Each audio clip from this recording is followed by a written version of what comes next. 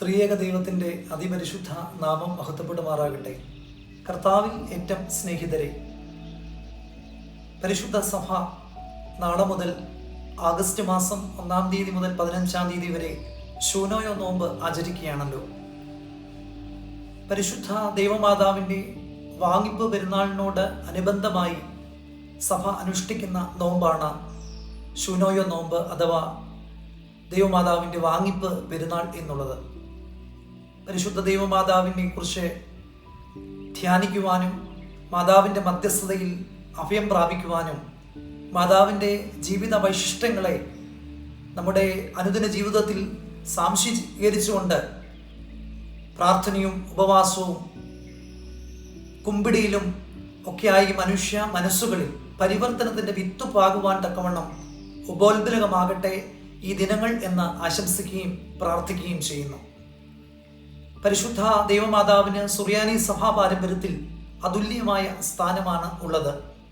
പരിശുദ്ധ ദൈവമാതാവിനെ കുറിക്കുവാൻ തക്കവണ്ണം സഭ പ്രധാനമായി 2 പദങ്ങളാണ് ഉപയോഗിക്കുന്നത്. ഒന്ന് ഏമോത്ത് അലോഹോ, ദൈവമാതാവെന്നും, രണ്ടാമതായി ഒൽദാസ് അലോഹോ, ദൈവത്തെ പ്രസവിച്ചവൾ എന്നും. പരിശുദ്ധ ദൈവമാതാവ് മാധ്യസ്ഥം യാചിച്ചുകൊണ്ടാണ് നമ്മുടെ എല്ലാ പ്രാർത്ഥനകളും യാചനകളും അവസാനിക്കുന്നത്. കാരണം പരിശുദ്ധ ദൈവമാതാവും പരിശുദ്ധ ശ്ലീബായും യേശുവിനെ വഹിച്ച 2 ഘടകങ്ങളാണ്. വിശുദ്ധ ആരാധനയിൽ ശോശപ്പായും ധൂപക്കുറ്റിയും ഒക്കെ മാതാവിൻ്റെ പ്രതീകങ്ങളാണ്. ആരാധന ആരംഭിക്കുമ്പോൾ തന്നെ നിന്നെ പ്രസവിച്ച മറിയാമോ, നിന്നെ മാമോദീസ മുഖ്യ യൂഹാനോനും ഞങ്ങൾക്ക് വേണ്ടി നിന്നോട് അപേക്ഷിക്കുന്നുവെന്ന് പ്രാർത്ഥിച്ചുകൊണ്ടാണ് വിശുദ്ധ കുർബാന ആരംഭിക്കുന്നത്. ഇത് വിശുദ്ധന്മാരോടുള്ള സംസർഗമാണ്. ഇവിടെ ആ വിശ്വാസമാണ് നാം ഏറ്റുപറയുന്നത്.